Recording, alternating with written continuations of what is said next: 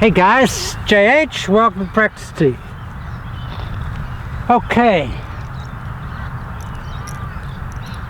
maybe for this week, and I've been trying to get out on the practice tee for a while. The weather's been terrible and just been annoying. But guys, we're going to do something this week that's very dear to my heart. And for you guys that don't know, I had the Moe Norman teaching facility here in Australia for 9 years, and I knew Moe Norman, and I studied the swing and taught a lot of people the Moe Norman swing, and I've got some pretty specific ideas on Moe Norman's golf swing and his mechanics. And you know, of course, I believe and a lot of other people believe he was the greatest ball striker in the history of golf and had the best mechanics. Okay, they were different, absolutely different, but they worked for Moe, and frankly I think for a lot of us they can work for us. What we'll call this week M&M, and it's not the pop group, it's Moe Norman Mechanics, or we'll shorten it up MM, Moe's Mechanics. What I taught the people, guys, was a variation of what I saw in Moe and what I spoke to Moe about relative to his golf swing. And when we saw Moe in his golf swing, he was, you know, single axis, shaft in the arm in one line, one axis, as opposed to double axis, which is that axis and this. We don't want that, or Moe didn't want that. Moe just wanted single axis, so he could just take the club back from that position, and what he called or termed no twisting or turning. He just felt that the club went back like that and then came back in like that. Very simplistic thought. And he really did it in his golf swing relative to what he felt. There was a lot of similarities in his backswing to a normal golf swing, but he felt that the golf swing basically was the face of the club was a gate opening and closing. Now guys, what I taught my students was a variation of the Moe mechanics, in that I didn't advocate the strong and the stiff legs. I just think that day in, day out is pretty tough to do if you're not Moe Norman. Moe's biomechanical and anatomic makeup suited him for doing that because of his horizontal and vertical centers of gravity. And he liked to go from stiff legs to bent legs. I just find that when my legs are stiff like that, it kills my backswing. I can't turn my hips much. Now, so I teach and advocate for most of us a slightly flexed right knee that you can turn into.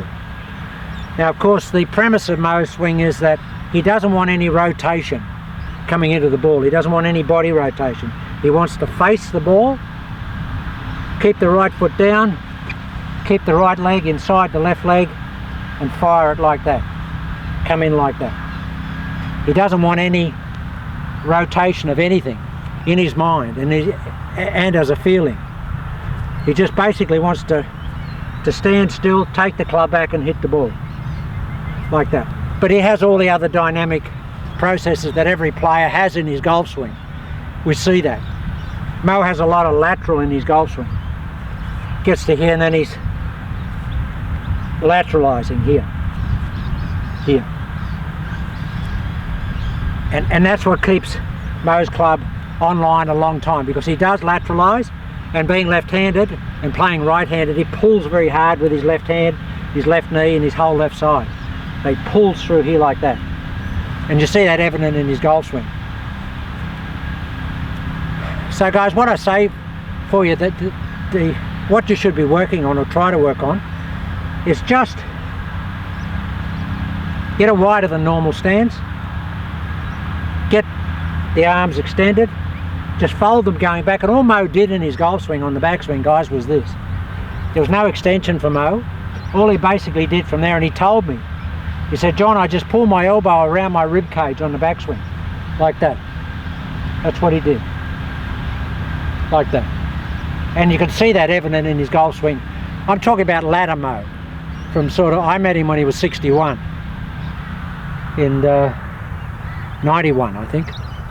And that swing was a lot different than when young Moe was very thin, and he had this type of golf swing. but he still had this type of look about him. As he got older and got more portly and more solid, his backswing shortened and the look of the swing changed. But we're thinking older Moe rather than younger Moe. So guys, what do we want to do? We want to basically have single axis, a little bit of bend here. As we take it away, just fold the arms, very soft arms, hold it here. Your lateralizing should be starting on the backswing anyway, as it happens in all good golf swings when you torque the golf swing up. So we're going here, and then we'll be moving here. And we've got to try and pull as much as we can, guys. And try and stay as connected as you can. Moe is here in his address position, but on the downswing he's here. And he told me he felt like he wanted to drive his elbow basically past his navel. And that is pitch elbow personified, guys. That's Hogan-esque. And I said to Moe, so you look like this, Moe. Here. I said, do you actually feel this? Oh, yeah. Yeah, I feel that. Here. Here. And he used to do a drill, guys, where he'd do this. You might see on the videos on YouTube, you'll see him doing this. First time I met him, he was over in a corner holding a pose like this. And I went over and I'll ask him later on, I said, Moe, what was that about? He said, that's what I want to feel. Here. Guys, think about this. The dynamics of a golf swing. Where does the speed come from in a golf swing? A lot of people think it comes from the rotation of the body. They think it comes from a lot of areas, but I can tell you, for a normal person, a right-handed person, about 85 mile an hour in a 100 mile an hour golf swing comes from the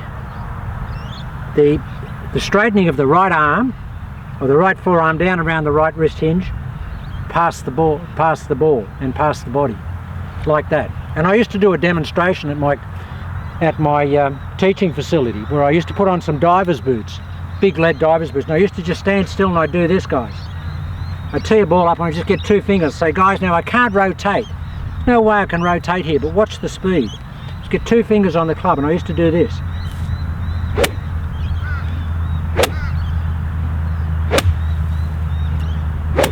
Now look at that for speed. No rotation there. So that basically proves the theory that the body, all the rotation is an effect, a resultant, but it doesn't really contribute that much to speed.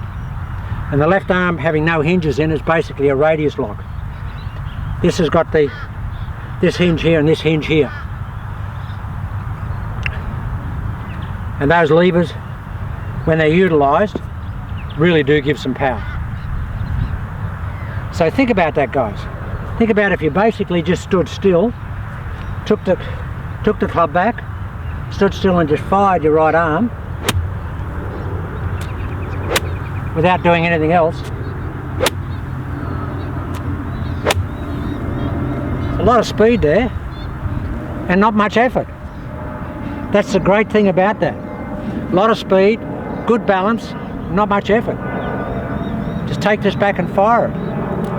That could be something you could work on just as a process by itself, because it really does give you enormous power and stability in the golf swing. I'll go back here a bit further. So we're basically just folding it up here, standing still, firing the right arm.